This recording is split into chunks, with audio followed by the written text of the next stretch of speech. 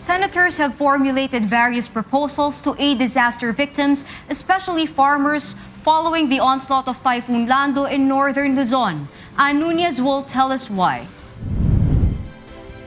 Typhoon victims may need long-term aid, according to Senate President pro tempore Ralph Recto.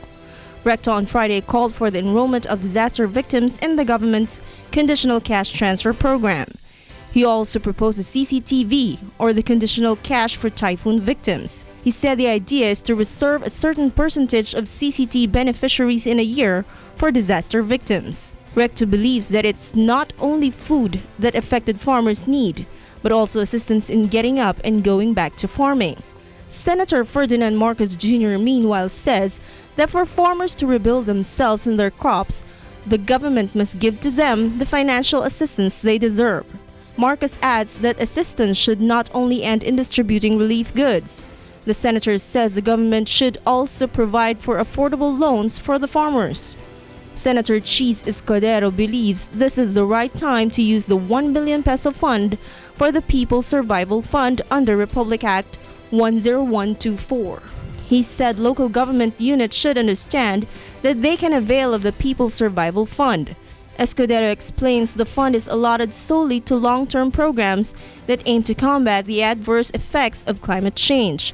Senator Alan Peter Cayetano, on the other hand, says the government must create a single, unified department that will spearhead its disaster risk reduction and management efforts.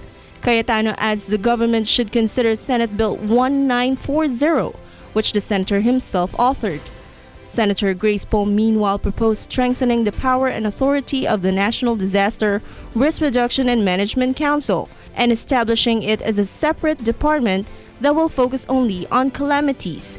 Through this, the government response to disasters and calamities will be faster, she explained. Senator Cynthia Villar laments that the 5.9 billion peso worth of agricultural crops lost to Lando is a proof that government programs in the insurance protection of farmers should be intensified. In the proposed national budget of the Philippine Crop Insurance Corporation, only 694,727 subsistence farmers and fisher folks are covered by crop insurance services. Villar believes strengthening agricultural insurance as a risk mitigating device will lead to the formulation of more preventive measures. Nuñez reporting for Y News.